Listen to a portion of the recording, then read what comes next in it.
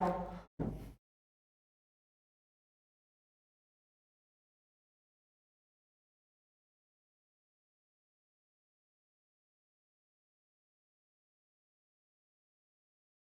भैया बात, class start करें। एक बार वॉइस वगैरह क्लियर आ रही है तो एक बार बता दो सारे बच्चे।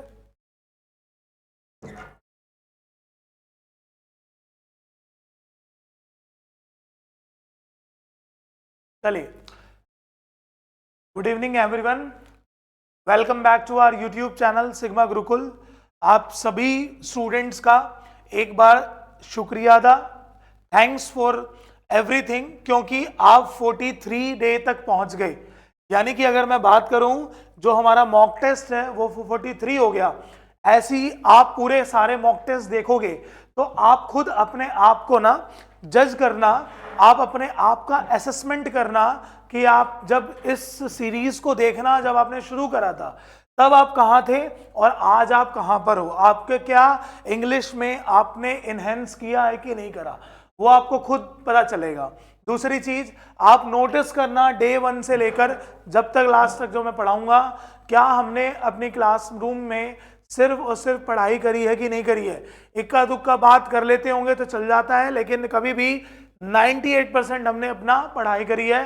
बिल्कुल वैसे जो YouTube पे बिल्कुल अपोजिट होता है कि 2% पढ़ाई होती है, 98% बातें होती हैं। ठीक है, तो देखना आप लोग, जिन बच्चों को सीरियस होकर पढ़ाई करनी है, जिनको एक्चुअल में नौकरी लेनी है, जिनका ड्रीम है कि सीजीएल में मुझे इंस्पेक्टर या सब इंस्पेक्टर की रैंक लेनी है, उनका इन सब चीज़ों में ज़्यादा दिमाग नहीं होता। वो बच्चे चुपचाप अपनी पढ़ाई पे लगे रहते हैं। ठीक है भाई। सो आज हमारा नेक्स्ट, कल हमने नाउन का सेकंड पार्ट करा था, यानी कि नाउन स्पेशल खत्म हो गया था, और आज हमारा नेक्स्ट स्टार्ट हो गया जो बच्चों किसका स्पेशल है, प्रोनाउन स्पेशल। और बड़ा मुश्किल है भाई प्रोनाउन को भी 2 से 3 पार्ट्स में कराना, बट मैं कोशिश कर रहा हूं कि 2-3 क्लास में इसको एटलीस्ट इतना करा दूं कि एग्जाम में आपके कभी भी ये पॉइंट आ जाए तो गलती ना हो। ठीक है, चलिए फिर से आप सभी स्टूडेंट्स मेरे साथ के साथ इसका आंसर देना।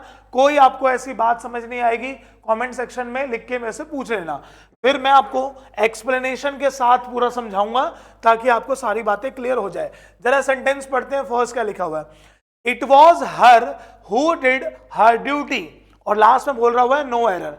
आप नोटिस करिए यहां पर एक वर्ड यूज हो रखा है बच्चों, कौन सा, हर। आप हमेशा के लिए याद रख लो कि जो आप वर्ब 2 पार्ट्स में पढ़ते हो, एक वर्ब पढ़ते हो हेल्पिंग वर्ब और एक वर्ब पढ़ते हो मेन वर्ब। ये जो हमारी हेल्पिंग वर्ब्स हैं जिसमें हम लोग वर्ड यूज करते हैं is, am, are, was, were, has, have और हेड। ये जो वर्ब यूज करते हो ये सारी हेल्पिंग वर्ब्स, और मेन वर्ब्स में आप 5 वर्ब यूज करते हो, V1, V2, V3, V4 और V5 यूज करते हो। भाई आपको हमेशा के लिए एक पॉइंट याद करा देता हूं मैं, ध्यान से देखना वो पॉइंट क्या है, कि अगर मान के चलो सेंटेंस में आपके पास मेन वर्ब आती है तो इस मेन वर्ब के बाद हमेशा ऑब्जेक्टिव केस यूज होता है। कौन सा केस यूज होता है भाई, ऑब्जेक्टिव। और अगर आपके पास हेल्पिंग वर्ब आती है तो हेल्पिंग वर्ब के बाद आपको हमेशा सब्जेक्टिव केस मिलेगा। कौन सा केस मिलेगा, सब्जेक्टिव। तो आप नोटिस करिए ये क्या लिखा था, वॉज। क्या वॉज के बगल में फिर हर होता या फिर शी होता, तो आंसर क्या होता सर, शी होता। ठीक है, और सब्जेक्ट और ऑब्जेक्ट अगर आपको नहीं पता तो मैं यहां पर लिखवा देता हूं कि जो ये हमारे, वैसे तो 4 टाइप के केस होते हैं बट मैं आपको 2 ही केस पढ़ा रहा हूं। एक आपके पास वर्ड होता है सब्जेक्टिव, सब्जेक्टिव केस, और एक आपके पास वर्ड होता है ऑब्जेक्टिव केस। और भी होते हैं, मैं फिर कह रहा हूं वो अभी अगर आगे टॉपिक मिलेंगे तो हम उसके अंदर इसका आंसर्स देंगे। ठीक है, अब जैसे आपके पास मान के चलो वर्ड लिखा हुआ है आई, तो हमें पता है आई का ऑब्जेक्ट कौन होता है, मी। दूसरा अगर हमने वर्ड लिखा हुआ है वी, तो वी का ऑब्जेक्ट कौन होता है भाई, अस। तीसरा हमने वर्ड लिखा हुआ है यू, तो यू का खुद ऑब्जेक्ट कौन होता है भाई, यू। अगला हमने वर्ड लिखा हुआ है ही का ऑब्जेक्ट क्या होता है भाई, हिम। अगला हमने वर्ड लिखा हुआ है शी का ऑब्जेक्ट क्या होता है भाई, हर।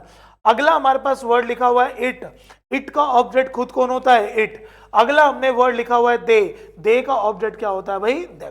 थोड़ा याद रखो ये सारे सब्जेक्टिव वर्ड है, ये सारे ऑब्जेक्टिव वर्ड है। इसलिए यहां पर जो गलती है वो किस पोर्शन में भाई, A is the correct option. Next बढ़ते हैं, नेक्स्ट सेंटेंस क्या बोलता है और जरा देखने की कोशिश करते हैं। बोल रहा है कि the campus of the school is larger then the college, है ना। हिंदी बनाओ इसकी, क्या बन रही है, the campus of the school, यानी कि स्कूल का कैंपस क्या बोल रहा है, ज्यादा बड़ा है किससे, कॉलेज के कैंपस से। आप नोटिस करो कॉलेज का कैंपस, तो अगर मैं सेंटेंस का सेंस बनाता तो कॉलेज का कैंपस, तो हम इसको ऐसे लिख पाते, कॉलेज कैंपस। लेकिन यहां एक प्रॉब्लम क्या थी कि कॉलेज जो है वो तो अपोस्ट्रोफी एस फॉलो ही नहीं करता, तो यानी कि अपोस्ट्रोफी एस फॉलो नहीं करता, तो भैया मेरा लिखने का तरीका क्या होता, दैट ऑफ कॉलेज। कौन सा वर्ड लिखता भाई मैं, दैट ऑफ कॉलेज। ये मैंने आपको नाउन में भी सिखाया था और यही क्वेश्चन हमारा प्रोनाउन में भी आता है, ध्यान रखो। तो जब हमारे पास अपोस्ट्रोफी एस गलत हुआ तो उस केस में हमारे पास आंसर दैट ऑफ होगा, यानी कि या तो आंसर दैट ऑफ में करेक्ट होता है या तो आंसर अपोस्ट्रोफी एस में करेक्ट होता है, ठीक है। सो किस पोर्शन में गलती है भाई, सी में गलती है, third is the right option. आगे बढ़ते हैं, नेक्स्ट सेंटेंस क्या बोल रहा है, थर्ड पढ़ो, यहां पर क्या लिखा हुआ है कि none of two ministers was available for comments. सबसे पहले आप पढ़िए यहां पर क्या वर्ड लिखा है बच्चों, नन। आपके पास जब भी ये वर्ड आता है ना नन ऑफ, तो आपको याद रखना होता है कि नन ऑफ का यूज होता है दो से ज्यादा, यानी कि अगर मैं इसको बोलूं तो it is used for more than two, यानी कि इसका यूज दो से किसके लिए होता है भाई, ज्यादा के लिए। और आप पढ़ो यहां पर किसकी बात हो रही है भाई, टू मिनिस्टर्स, तो टू मिनिस्टर्स के लिए नन की जगह पर जो वर्ड आएगा वो क्या होगा भाई, नीदर। क्या आएगा भाई, नीदर, जिसको हम लोग नाइदर भी बोलते हैं, ठीक है।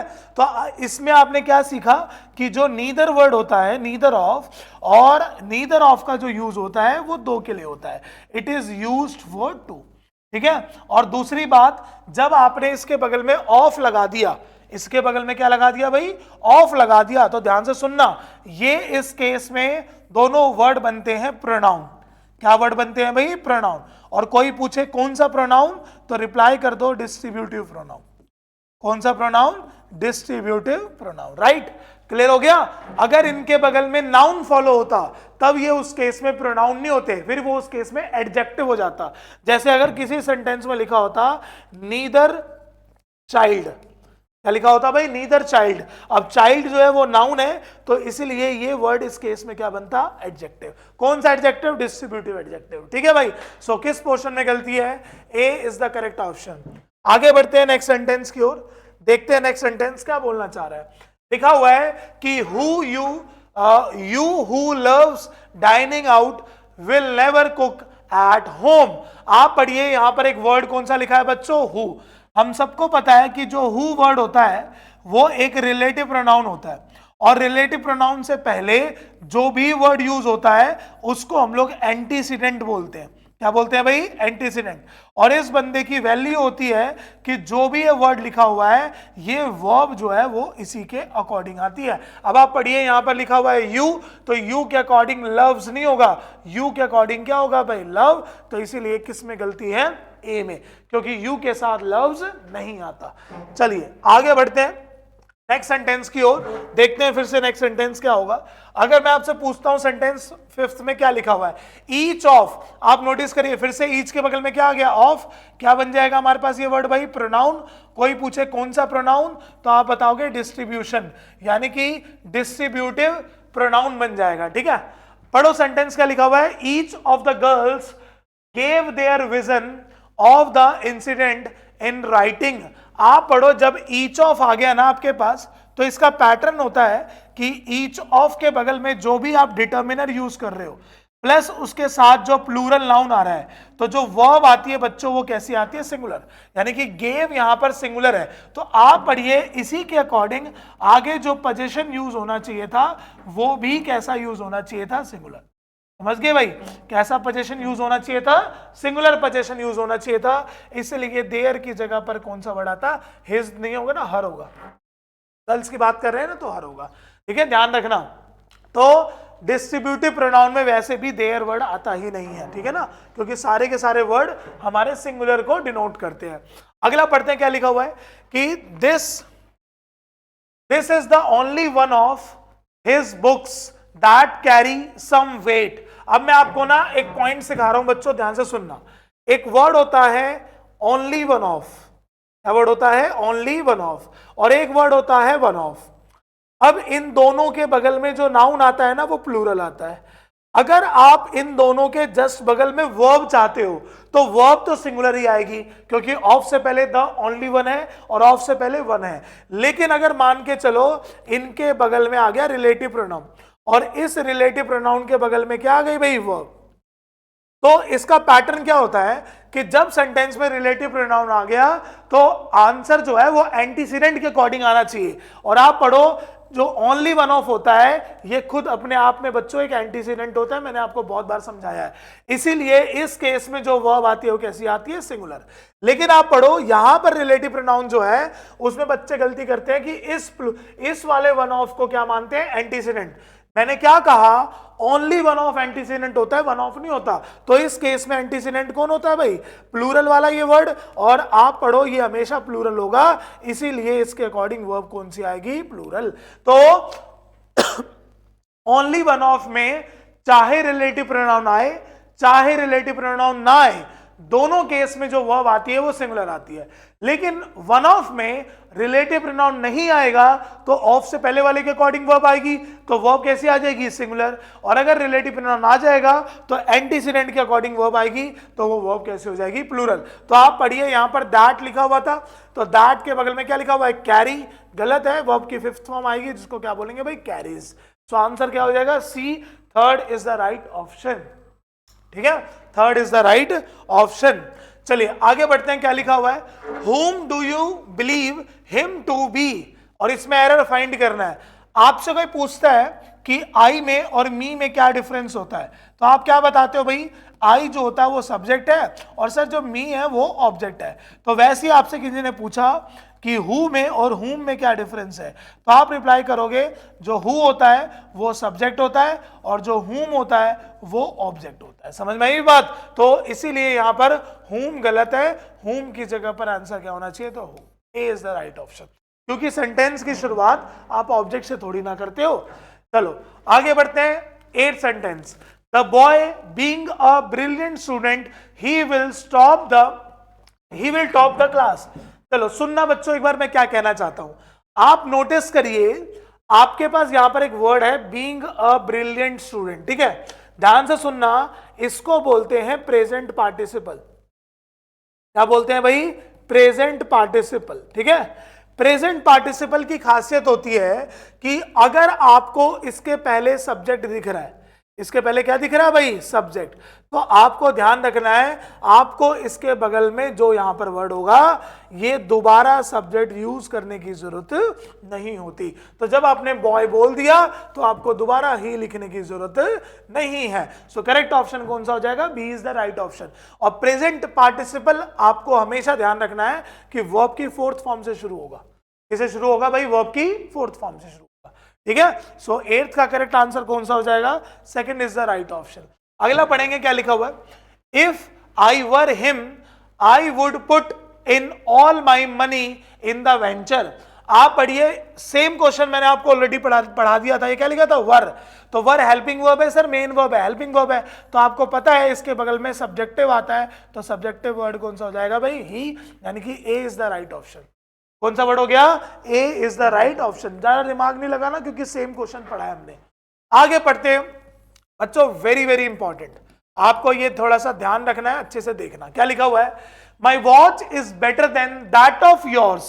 ठीक है, बिल्कुल है। बच्चों को लगता है इसमें क्या ही एरर होगा। आप ध्यान देना, यहां पर जो देन के बाद जो भी लिखा है आपके पास, मैंने आपको कहा था हिंदी में क्या बोलना चाह रहा है कि मेरी वॉच उसकी वॉच से ज्यादा अच्छी है। तो आपके पास एक तो वर्ड हो गया योर वॉच। कौन सा वर्ड हो गया? योर वॉच, जो कि देखते ही गलत करना है क्योंकि वॉच वर्ड को आप लोग रिपीट नहीं करोगे। दूसरा पॉइंट हो गया, आपने लगा दिया दैट ऑफ। तो आप ध्यान रखना, या तो आप दैट ऑफ यूज कर सकते हो या तो आप P3 वर्ड यूज कर सकते हो। कौन कौन सा वर्ड भाई? या तो दैट ऑफ या तो P3, और दो में से कोई एक ही होना चाहिए। अब सर ये P3 वर्ड कौन से होते हैं? जैसे आपने एक वर्ड लिख लिया माइंड, एक वर्ड लिख लिया हर्ष, एक वर्ड लिख लिया योर्स, एक वर्ड लिख लिया आर्स, एक वर्ड लिख लिया देयर, ठीक है। अभी इतने वर्ड याद कर लो। तो दो में से कोई एक, तो योर वॉच तो आना ही नहीं था, दैट ऑफ और P3 में से एक आना था, तो यहां पर आपको डायरेक्ट आंसर लिखना था देन, और देन के बाद आंसर आता क्या, योर्स। ये ध्यान रखो, मैं फिर से बताना चाह रहा हूं कि दो में से आपको कोई एक ही वर्ड यूज करना है, दोनों यूज नहीं करने। मान के चलो आपके पास एक सेंटेंस है कि his car is faster than my car, faster than my car. तो आपने क्या देखा कि सेंटेंस के अंदर जो कार है वो ऑब्जेक्ट है, तो दोबारा सेंटेंस में ऑब्जेक्ट यूज नहीं करना चाहिए था। तो आपको डायरेक्ट आंसर किस में दे देना है, माइन, क्योंकि माई का P3 वर्ड कौन सा होता है भाई, माइन, ठीक है। His car is faster than mine. हो गया, क्लियर हो गया। चलो आगे बढ़ते हैं, यानी कि उस सेंटेंस में किस पोर्शन में गलती थी भाई, सी में, सी इज द राइट ऑप्शन। आगे बढ़ते हैं 11 सेंटेंस की ओर, देखते हैं क्या मिस्टेक हो सकती है। पढ़ो, the man standing beside the minister is a friend of me, है ना। पढ़ के देखो क्या लिखा हुआ है, अ फ्रेंड ऑफ मी, हिंदी क्या बनेगी, मेरा दोस्त। तो जब आप मेरे दोस्त की हिंदी बनाओगे तो मी की हिंदी तो बच्चों माई होती है ना, मेरा होती है ना, मी की हिंदी तो मुझे होती है, और मेरे दोस्त की हिंदी क्या बनेगी भाई, मेरा दोस्त, यानी कि माई हो गया। अब दिक्कत क्या है, अगर मैं माई लगा दूंगा तो माई के बगल में फ्रेंड लगाना पड़ेगा, क्योंकि ये P2 वर्ड है, P2 वर्ड अपने बगल में नाउन फॉलो करता है, इसीलिए यहां पे डायरेक्ट आंसर क्या हो जाएगा, अ फ्रेंड ऑफ माइन। आंसर हो जाएगा भाई अ फ्रेंड ऑफ माइन। किस पोर्शन में गलती है, C is the right option, ठीक है। चलिए आगे बढ़ते हैं, क्या लिखा हुआ है, I hate him talking too much, I hate him. आपसे मैं पूछूं इन दोनों वर्ड में बच्चों क्या डिफरेंस होता है, हिम और हिज, तो आप बताओगे हिम की हिंदी होती है उसे, और हिज की हिंदी होती है उसका या फिर उसकी, है ना। सेंटेंस की हिंदी बनाओ, तो आप खुद सोचो, मैं आपसे पूछूं, आपके पास लिखा हो हिम ज्वाइनिंग और एक लिखा हो हिज ज्वाइनिंग, यानी कि दोनों वर्ड है, हिज मैंने पहले लिख दिया, तो हिंदी क्या बनेगी, उसे ज्वाइनिंग या उसकी ज्वाइनिंग, तो आप बताओगे क्या, उसकी ज्वाइनिंग। तो पढ़ो, हिम टॉकिंग होगा या हिज टॉकिंग होगा, तो आप क्या बताओगे, हिज टॉकिंग। किस पोर्शन में गलती है, ए इज द करेक्ट ऑप्शन, सीधी सी बात है। तो इसको बोलते हैं जब P2 वर्ड अपने बगल में जिरंड फॉलो करता है तो किस टाइप की क्वेश्चन आता है। चलो आगे पढ़ते हैं, जरा क्या लिखा हुआ है, आई, ही एंड यू। आप पढ़िए, आई जो है वो कौन सा पर्सन है, फर्स्ट, ही जो है कौन सा पर्सन है, थर्ड, और यू जो है वो कौन सा पर्सन है, सेकंड। अभी बताता हूं इसके बारे में। Must help that poor man, कभी भी सब्जेक्ट के जो पर्सन है वो एक से ज्यादा हो और अलग अलग हो। अलग अलग का मतलब हो गया कि जैसे अगर ही एंड शी लिखा है तब तो दिक्कत नहीं है, क्योंकि ही जो है वो भी थर्ड पर्सन है और जो शी है वो भी थर्ड पर्सन है, लेकिन ही के अलावा कोई दूसरा हो तो उस केस में चेक करना होता है कि क्या वो पॉजिटिव बात कर रहा है या नेगेटिव बात कर रहा है। तो अगर बच्चों वो पॉजिटिव बात कर रहा है तो उसका पैटर्न होता है पहले सेकंड पर्सन, फिर थर्ड पर्सन, फिर फर्स्ट पर्सन, और अगर वो नेगेटिव बात कर रहा है कोई तो उसमें पहले फर्स्ट पर्सन, फिर सेकंड पर्सन और थर्ड पर्सन। तो भाई हेल्प करने की बात कर रहा है तो पॉजिटिव, तो पॉजिटिव में आंसर जो होगा वो होगा 2 3 1, यानी कि यू, ही एंड आई। क्या हो जाएगा, you, he and I, first. आसान है। चलो आगे पढ़ते। I divided the apple between he and you, है ना। आप पढ़ो बच्चों, सबसे पहले ये क्या वर्ड लिखा हुआ है, एंड। एंड क्या होता है भाई, कंजंक्शन, बिल्कुल सही बात है। अब आप नोटिस करना कि जो हमारे पास एंड वर्ड होता है ना, ये हमेशा अपने से पहले सब्जेक्ट फॉलो करेगा तो अपने बाद में भी सब्जेक्ट फॉलो करेगा, ये अपने से पहले ऑब्जेक्ट फॉलो करेगा तो ये अपने बाद में भी ऑब्जेक्ट फॉलो करेगा, यानी कि दोनों सेम है। अब आप देखो, यू जो होता है वो तो दोनों होता है, जज ही नहीं कर सकते, लेकिन जो ही होता है वो सब्जेक्ट होता है, ये पता है ना आपको। तो कहने का मतलब क्या हुआ, आपको ये देखना पड़ेगा कि क्या ये सेंटेंस का सब्जेक्ट है या क्या ये सेंटेंस का ऑब्जेक्ट है। तो आप पढ़ोगे क्या लिखा था, बिटवीन। बिटवीन क्या होता है, प्रीपोजिशन। आपको याद रखना है जब भी कोई प्रीपोजिशन यूज हो जाती है तो प्रीपोजिशन के बगल में हमेशा ऑब्जेक्टिव केस यूज होता है। कौन सा केस यूज होता है भाई, ऑब्जेक्टिव। अब आप देखो, यू को तो जज नहीं कर पाओगे, लेकिन किसको जज कर पाओगे भाई, ही को, इसलिए आप ही की जगह पर क्या लगा देना, हिम। तो हिम एंड यू, क्या आंसर हो जाएगा? Him and you. और यू को हमेशा उसके साथ वाले से जज कर लो। अगर लिखा हुआ है यू एंड आई, तो यहां पर यू एंड आई में जो यू है वो सब्जेक्ट है। लिखा हुआ है यू एंड मी, तो यहां पर जो यू है वो ऑब्जेक्ट है, क्योंकि साथ वाला भी इसके क्या है भाई? ऑब्जेक्ट है। ठीक है, सो किस में गलती है? C is the correct option. आगे बढ़ते हैं। आगे लिखा हुआ है everyone should love one's country. आप पढ़िए, आपने कौन सा वर्ड लिखा है भाई? एवरीवन। आपको ध्यान रखना है, जब भी ये पैटर्न आता है इसके साथ हमें पोजीशन यूज करना होता है हिज। कौन सा पोजीशन यूज करना होता है भाई? हिज। एवरीवन, एवरीबडी और एवरीथिंग, एवरीथिंग के लिए इट्स हो जाता है। समवन, समबडी सेम होता है। एवरीवन, एवरीबडी सेम होता है। एनीवन, एनीबडी सेम होता है। नो वन, नोबडी सेम होता है। समझ में आई बात? तो कौन सा करेक्ट हो जाएगा? B is the right option. आगे, your need is larger than that of mind. Same question आ गया बच्चों, आप पढ़ो। दैट नीड, दैट ऑफ भी आ गया और माइंड भी आ गया। मैंने बताया ना, दो में से कोई एक, तो सिंपल आंसर लगा दो, क्या? माइंड। क्योंकि दैट ऑफ लगाओगे ना तो भी तो गलत हो जाएगा ना इस सेंटेंस में, क्योंकि दो में से एक लगाना है, तो दो में से एक भाई माइन ही लग सकता है। दैट ऑफ में सेंटेंस थोड़ी ना ओवर कर दोगे। तो क्या हो जाएगा answer? Third is the right option. चलिए आगे बढ़ते हैं। 17 सेंटेंस और देखते हैं इसमें क्या गलती हो सकती है। पढ़ो। That is the first time that I have seen you, है ना? जब भी आपके पास ये क्वेश्चन आ जाए, first time, second time, third time, आपको ध्यान रखना है हमेशा उसके लिए प्रेजेंट परफेक्ट टेंस ही होता है। कौन सा टेंस होता है भाई? प्रेजेंट परफेक्ट टेंस होता है। ध्यान रखना है। क्या आंसर होगा? No error. क्लियर हो गया भाई? क्या आंसर हो जाएगा? No error. क्लियर हो गया? First time, second time, third time, इस टाइप का लिखा होगा, आंसर नो एरर। टेंस में भी आता है।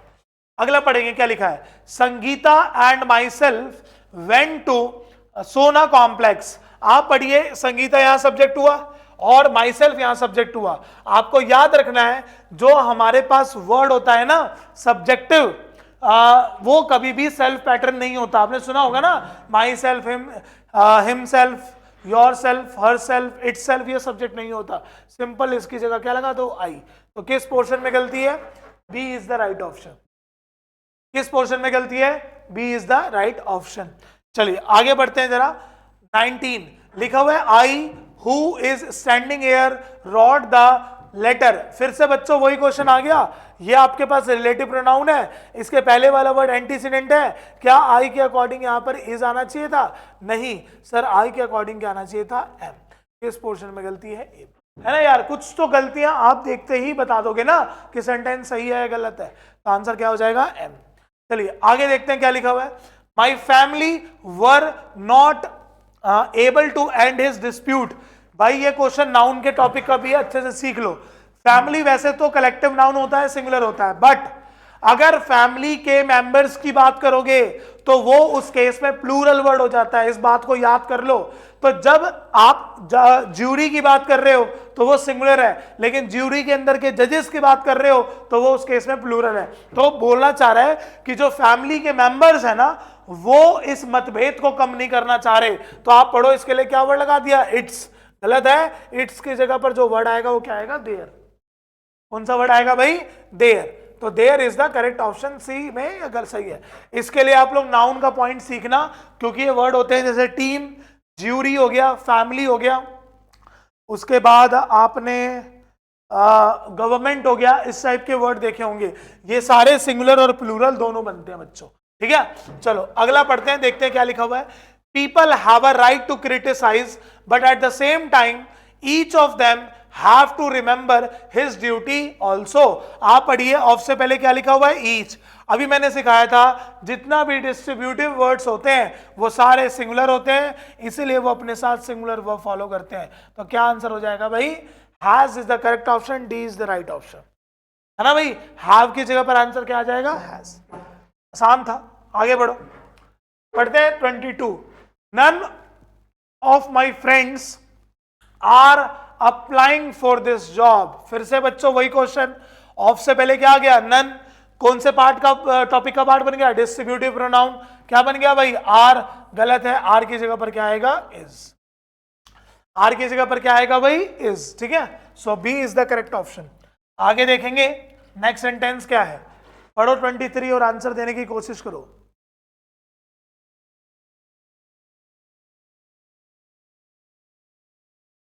पढ़िए, ईच ऑफ द नर्सेज वर, फिर से बच्चों वही गलती, सेम क्वेश्चन, ईच के साथ वर नहीं आएगा, वर की जगह पर क्या आ जाएगा भाई, वॉज। किसमें गलती है, ए में। आसान है ना, जल्दी जल्दी करेंगे, जो क्वेश्चन हमने पढ़ लिया हमें उसमें बिल्कुल टाइम नहीं लगाना। अगला, everyone of the members including life members was asked to show their tickets. फिर से आप पढ़िए, ऑफ से पहले एवरीवन है, सिंगुलर है प्लूरल सर, सिंगुलर है, तो क्या यहां पर देयर आएगा, नहीं आएगा, क्या आएगा, हिज, क्या आएगा भाई, हिज, सिंगुलर वर्ड। तो किस पोर्शन में गलती है, C is the right option. किसमें गलती है, C is the right option, ठीक है। अगला, if you refuse to avail this opportunity, avail होता है ग्रैब करना, ठीक है, opportunity given to you now, it might not come your way once again, है ना। तो आप पढ़ो, इसमें आपको बच्चों एक वर्ब मिली है, कौन सी, अवेल। आप ध्यान रखिएगा, जो अवेल वर्ब होती है ना, वो अपने बगल में रिफ्लेक्सिव प्रोनाउन फॉलो करती है। कौन सा प्रोनाउन भाई, रिफ्लेक्सिव प्रोनाउन। अब सर रिफ्लेक्सिव प्रोनाउन कौन सा वर्ड होता है, जो सेल्फ पैटर्न फॉलो करता है, my self, himself, your self, ठीक है। तो यू लिखा था, इसलिए यहां पर वर्ड आना चाहिए था योर सेल्फ। कौन सा वर्ड आना चाहिए था, और योर सेल्फ। और भी वर्ड होते हैं, जैसे आपने लिख दिया रिकंसाइल, आपने लिख दिया प्राइड, आपने लिख दिया इंजॉय, आपने वर्ड लिख दिया एब्सेंट। ये कुछ वर्ड हैं, याद कर लो, जो पेपर में रेगुलरली पूछे जाते हैं, ठीक है। और भी क्वेश्चंस आएंगे इससे रिलेटेड, तब मैं और भी लिखवाऊंगा आपको। आगे बढ़ते हैं, चलो, इसमें 25 ही क्वेश्चन डाले हैं इन्होंने, कोई नहीं, अगले वाले में पढ़ा देंगे। आप नोटिस कर रहे होगे, हमने ना इसमें कुछ ही टाइप यूज करी है, जैसे रिलेटिव प्रोनाउन ज्यादा यूज हो रहा था, पर्सनल प्रोनाउन ज्यादा यूज हो रहा था, और डिस्ट्रीब्यूटिव प्रोनाउन बहुत यूज हो रहा था। बट आपको पता है ना 10 तरीके के होते हैं, पर्सनल होता है, पजेसिव होता है, एम्फेटिक होता है, रिफ्लेक्सिव होता है, डिस्ट्रीब्यूटिव होता है, डेमोन्स्ट्रेटिव होता है, उसके बाद ये होता है, क्या बोलते हैं इसको, रेसिप्रोकल होता है, इंटेरोगेटिव होता है, इंडेफिनेट होता है, रिलेटिव होता है। 10 हो गए ना पूरे। याद रखना, मैंने अभी कुछ के ही क्वेश्चंस दिए हैं, ऐसी मैं इसकी 3 या 4 क्लास लूंगा, सब में आपको मैं बिल्कुल प्रो बना दूंगा, ताकि कोई भी टॉपिक से क्वेश्चन आ जाए तो वहां पर आप गलती ना कर पाओ। समझ में आया सबको भाई। चलो, तो आज हमारी ये 25 जो क्वेश्चन है, आप इनको अच्छे से पढ़ो। नेक्स्ट क्लास में मैं आपको इन्हीं के आगे वाले क्वेश्चन कराऊंगा, ठीक है। चलिए, मिलते हैं नेक्स्ट क्लास में। जय हिंद, जय भारत, गुड नाइट एवरीवन।